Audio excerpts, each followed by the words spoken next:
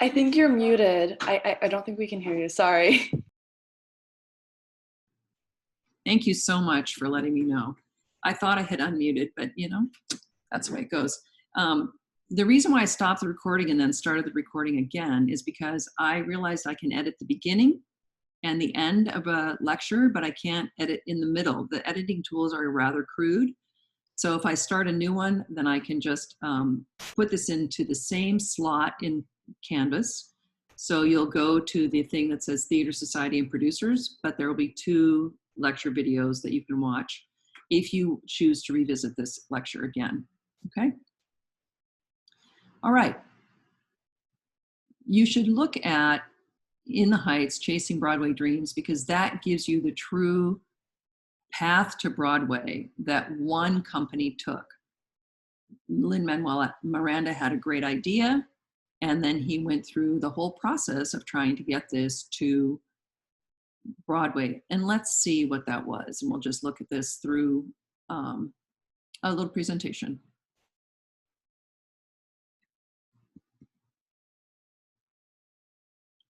Okay.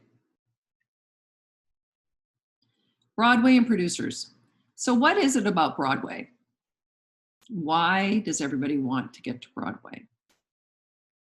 What does it mean? Where is it even located? What does it look like? What's the big deal? Well, one thing about Broadway is it's considered the center of the theater universe. It's the pinnacle. It's the Academy Award. And actually, if you make it to Broadway, you are considered a huge success. And as we talked about just casually at the beginning of our class, the Broadway's version of the Academy Award is called the Tony. It's the Antoinette Perry Award. So they even have their own set of awards, their own set of everything. If you make it to Broadway, you might think that maybe you'd be making money or that you would be a true success. Plays have opened and closed on Broadway in one day. Plays have gone into preview on Broadway, never opened. Plays have gotten just that close to Broadway and not made it. Other plays have gone to Broadway and run for years and years and years, like Cats ran for years. Not the bad movie. It was so shocking. The movie was so bad because the musical was so incredibly magical. So let's see what it takes to get to Broadway. It is considered the highest achievement in theater, or is it just the most expensive? There are 36 Broadway theaters, and actually they're not as big as you think. The Arlington Theater is just over 2,000 seats. It's a movie theater here in town, one of the old 1920s Fox theaters. And that is bigger than most Broadway houses. They tend to run between 1,200 and 1,500 seats capacity in their audience. So when you're thinking about making money back from a Broadway theater, the cost, you have to figure out how much per seat you're going to charge. So how much does it cost? It depends on the show. Musicals are over $10 million just to get to opening night. $10 million. And $1 million for a straight play or a non-musical. Except, for example, if we want to talk about Lion King, and I'll just put a clip of Lion King into our Canvas course so that you can see some of the making of Lion King, which is really beautiful. We'll look at it with the craft section. The costumes alone were $10 million. So you're talking about a lot of money to try and get a show on Broadway. When you think about the set for In the Heights, this set was millions of dollars to make. And then they made it somewhere else. They brought it in. They had to paint it. They had to dress it. They had to put in each one of these incredible little bodega stores, the fronts of houses. They had to have all of those incredible details so that you could believe that there you were in New York. Where does the money come from? The producer is the one that raises the necessary funds to mount the production. So you're looking at a lot of money, and that has to be somebody who can really, I don't know, they have the special gift of getting money. Angels are backers or investors. So if they're a theater angel, they have a huge interest in theater, or investors. So it's sort of like the stock market. You're taking a gamble that this show is going to be successful, so that after all the bills are paid, you will be able to get paid back. And the show will run long enough that you'll not only get paid back, but you'll make money off the money that you invested. Some of the costs are offset through national touring companies of successful plays. So if they have a play that they're pretty sure is going to be successful, like the new one that's coming up next year, was going to open this fall, which is the Michael Jackson story, they're pretty sure that's going to be a success. And they, meaning the producer, might have an idea that'll be successful depending on who's involved. So if he can get the choreographer from In the Heights, and he can get the lyricist from Cats, and he can get the composer from some other show, they're pretty sure that they're going to have a success, particularly if that script is pretty good. So then what they do is they can create a national tour and pre-sell the tour to different parts of the country. So Santa Barbara is actually on one of the bus and truck tours of Broadway shows, and it comes to the Granada. And we are considered, there's different levels of cities where these companies tour to. The A-level city, which gets the exact play that was on Broadway, and sometimes more because the theater is much bigger, would be Los Angeles, Chicago, Atlanta, and these are the cities that can get, there's like, I think 5 of those. Maybe it's Denver and Seattle, they get the A team. The B bus and truck tour, comes to the mid-sized cities. So maybe Dallas is on that first list, and then Austin, Texas would be on the B's list. Well, Santa Barbara is on the C list. So just so you know, that's where we are in the food chain. But we still get the same scenery. They just have to make less of it. They have often three touring companies at the same time. And others like Lion King, which has been an absolute smash success, has been touring for decades. And they sometimes have 10 touring companies at least that are out. Hamilton's going to be that way as well. Who is the Broadway producer? The producers on Broadway are artists of finance. They really are able to charm money out of people. They can part you with your wallet so fast and tell you how exciting this piece is. So where do they get it? Angels give money because they love theater, and it's a business investment. They hope to get a return on their investment. Sometimes it's very wealthy people, that's deep pockets, who can give $1 million or more to something. Sometimes it's celebrities. Rosie O'Donnell literally bankrolled a show that she wanted to see. It got on Broadway. It was not very successful, but if you have a lot of money, you don't care, and you have a particular cause or a story that you feel is so important and needs to be told, you're willing to connect with it with your pocketbook. And sometimes it's just the playwright's dentist. So I knew a story, it was called The Little Family Business. And they literally went to families of people, and people could invest for $5,000. And they got, how many investors would you need to get at $5,000 a piece to get to $1 million? And they got that many. So that's a lot of work on the part of the producer. But they give the money and you give it. It's sort of like when you give your money to your kids or to your relatives, you have to give it and never expect to see it again. And maybe you'll be lucky and make money at the end. Or you'll have had a great experience, and a great story will have been told because you connected with that piece of the story. What is a Broadway option? So now we're going to talk about the playwright.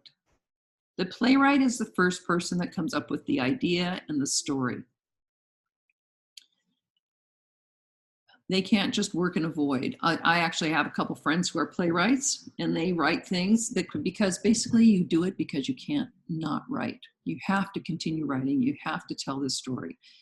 And then when you get connected to someone, you may be able to start getting paid for what you're doing. The way that a playwright gets paid is a payment is advanced to the playwright to continue writing during the process of getting this play to Broadway against the royalties.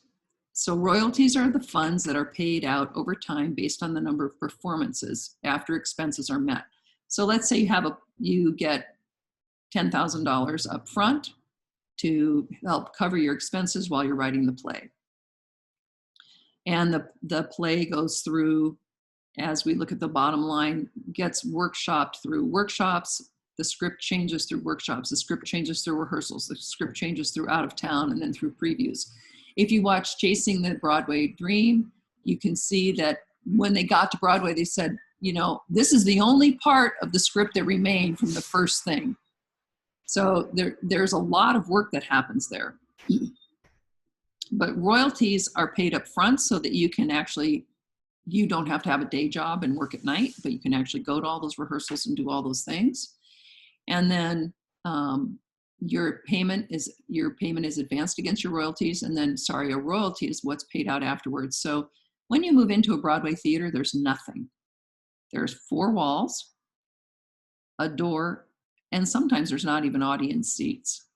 But usually, you don't have to bring in the seating. I have worked in one small theater where we actually had to get audience seating in. But there's nothing in there. You have to rent the lighting. You have to rent curtains if you're going to use those. You have to rent a dance floor if you're going to put it in there. And everything that has to do with the scenery you're going to bring in. Everything that has to do with the lighting or the sound or the projection or the costumes will be brought in. And then each of those has a $ attached to it. And then when you're working, not only from the designers, but when you're working on the play, then you have ushers, you have box office, you have stagehands, you have dressers that are all working backstage, and you have actors that have to be paid. So every week, you need to sell enough tickets so that based on the number of performances, after all those expenses are met, the playwright will get paid. And then that's when the investors get paid. A Broadway option grants the producer rights to produce the play within a certain amount of time. So maybe they option it for a year, or they option it for 2 years, and then they try to work on getting investors, and they do that through having some workshops. The playwright will gather together, they'll work with a casting director, they'll get a few people in, they'll rent a room. Sometimes if it's a musical, they'll have somebody that plays the piano, and they'll literally read the script so that the playwright can hear it out loud along with the producer. The actors are given a small just stipend to read. They don't even get I'm trying to remember if I used to know these rules. I think they may get 1 rehearsal before the read through. They come to the read through, they're basically having a script in front of them on a music stand, they're sitting in a chair. And the playwright then can hear the words that are being read and hear the songs. Then we move from there into rehearsals. By the time you have a rehearsal, you have a director, so that you have a casting director. We'll talk about that in a minute. So that then you move through each one of these steps. But each step, every workshop, there's more reworking of the script. They get to rehearsal, there's more reworking of the script. Sometimes you get a specific actor, they'll say, this character would never say that. And then they have to rework dialogue. Then they finally get enough of it together so we're not in the rehearsal mode anymore. We are now in actual performances where we have fully realized costumes and set, and we do out-of-town work, and then we do previews. This is all governed by a Dramatist Guild contract. This is the union for the playwrights. And we're going to do a little playwriting exercise next week. The association and craft unions are something that the Dramatist Guild is one of those unions. The producer will interface with a variety of organizations. So the producer needs to be a tough diplomat. Not only do they have to be so charismatic, they're going to get all that money from the investors, but now they also have to interface with all these union people who are going to try and get the best for their union. Just a moment. I'm going to see if I can get rid of that sound.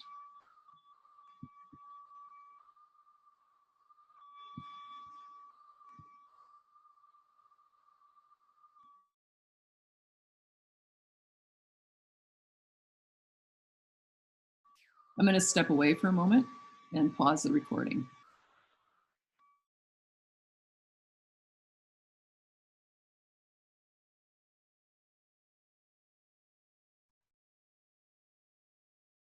Okay.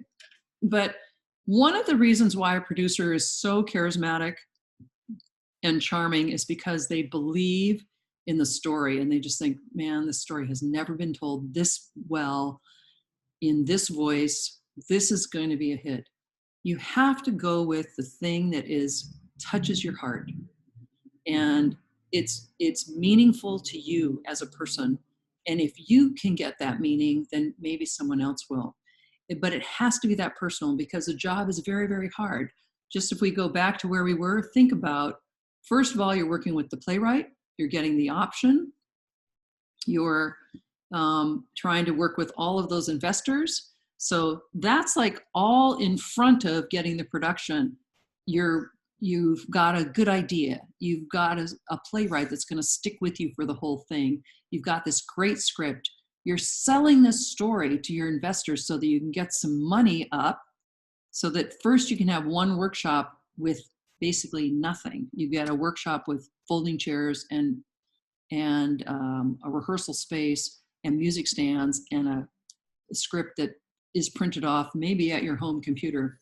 So you have that. Then when you invite investors to those workshops, and they'll say, I think the story has something, it can go somewhere. Then the producer has to interface with a wide variety of other organizations. Needs to be a very tough diplomat. They're going to work with the League. The League of American Theaters and Producers is the league that represents producers. That's the Association of Producers and Theater Owners. They want to make money. That's their job, is to make money. That serves as a bargaining representative. So they're on one side of the team, right? They're on one side of the table, we say, is the League. That's what we call them for short, is the League. This League of American Theaters and Producers is then across the table from the other associations. So Actors Equity, who is the union that represents the actors. USA 829, which is, I'll type this out for you, United Scenic Artists, 829. The 829 is the local number. It's part of the larger union of the IATSE, the International Alliance for Theatrical and Stage Employees. But United Scenic Artists represents all designers in theater across the entire United States, from New York to California. So that's set designers, costume designers, sound designer, projection design, and even in New York, they represent a few other people. So it's really lighting design. Yeah, so it'd be all the designers are represented by United Scenic Artists. And then, of course, the Stage Director and Choreography Society. This is who the producer has to bargain with to try and get their price to meet the price of all these folks. Needs to work with the amount of money that these folks want to make with the amount of money that the investors and the angels have put forth. So that's a very interesting situation. Very tough diplomat. The agent. I'm sure you've heard of the agent or of agents. And what is an agent? And an agent is there. This is a really interesting thing, and it is governed by labor law. The agent has many roles for the playwright. They can be a mentor to the playwright. They can really be a confidant, encourage the playwright. Yes, it's a great idea. You know, mostly theater artists and artists in general are always worried that their last work is the last job they're ever going to have. They're never going to have another good idea. I know I certainly feel this way. You know, oh, my last job is this is the last job I'm ever going to have. I'm never going to get another job. I'm never going to do another movie. I'm never going to do another play. So, you know, there's all these like anxiety things that go through your brain until you're, you know, a superstar and you're,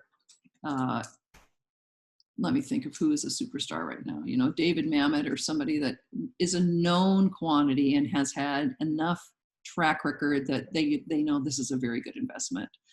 So the playwright is the one that comes up with the ideas. The agent is the one that shepherds those along. So is a mentor, a confidant, and a business manager.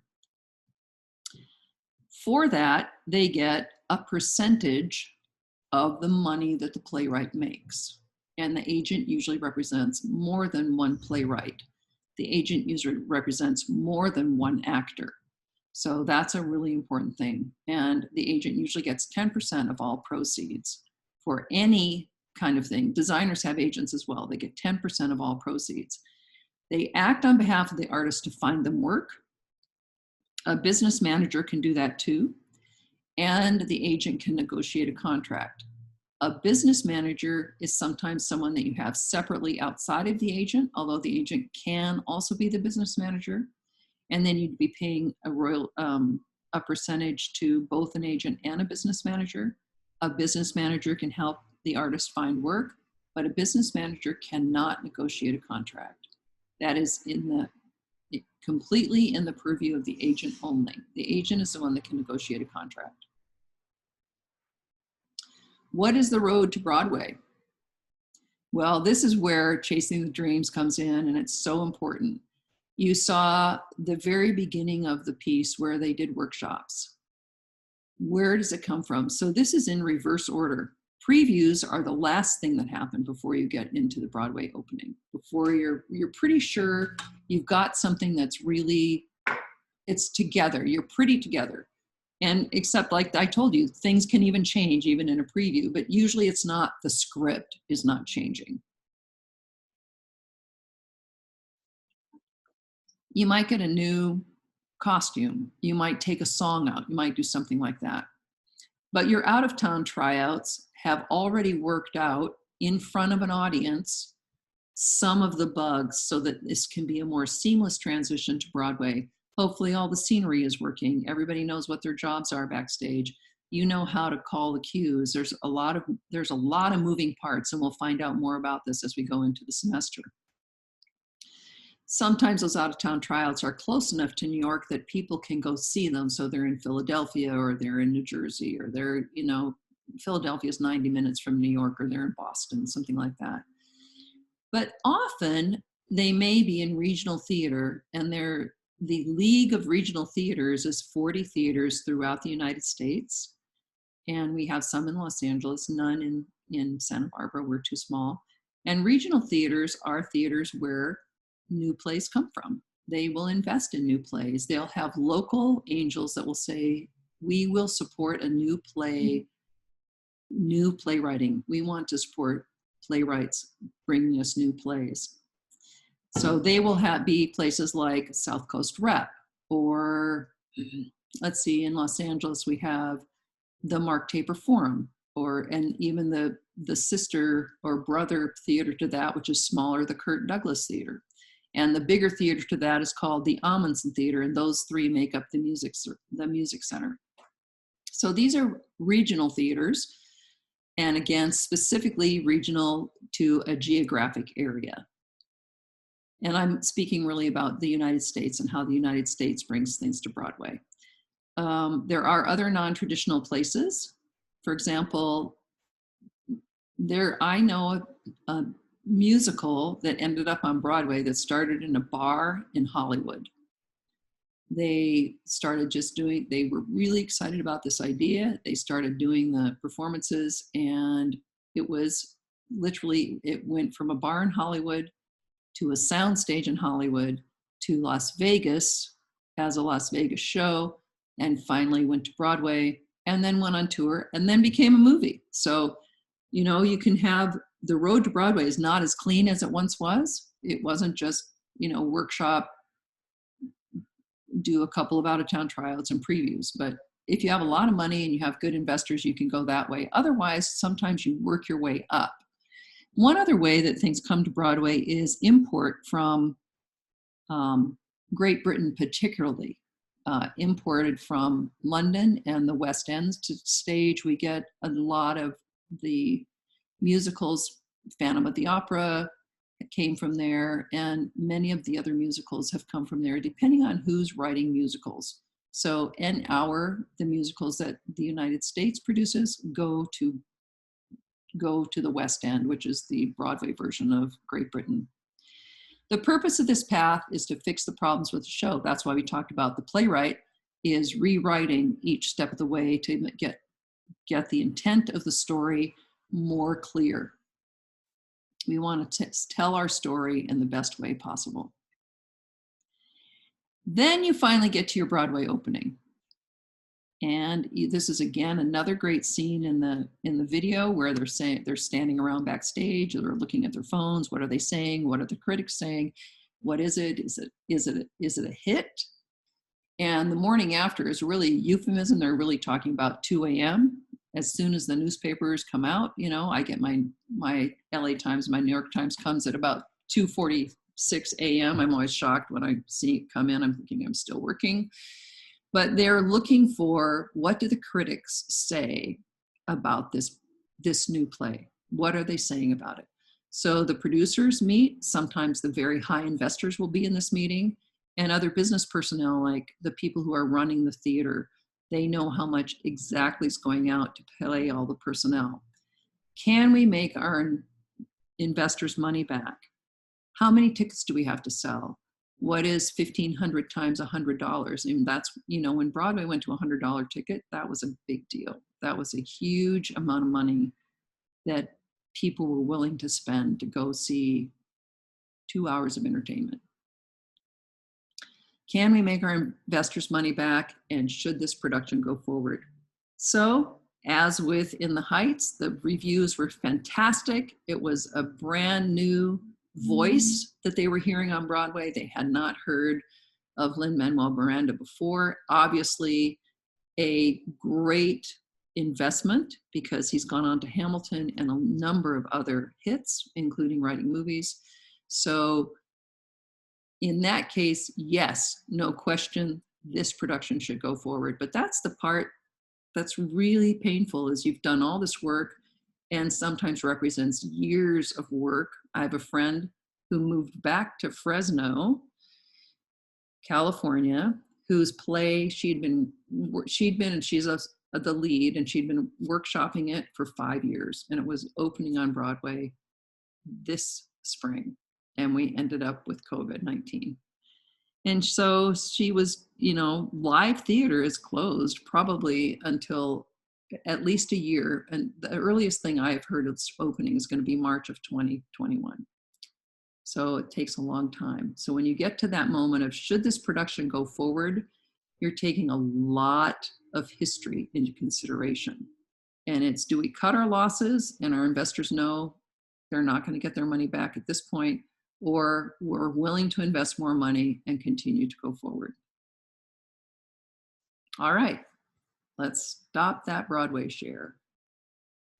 Okay, anybody, questions? None? We made it through the first week. I will publish both of these today so that you'll have them on your Canvas course outline. And you can look for that. There's an assignment attached. So the next thing you're going to read is, I'm going to discuss a short play. This will be a short lecture. And you're going to read Trifles, which is a 9-page play. And you'll answer a couple of questions about it. So all the assignments this week are very short.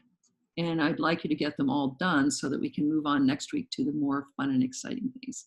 How you guys feeling about the course? Great. Okay. Yeah. I'm going to just stop the recording. We can just chat. Let me just go offline here.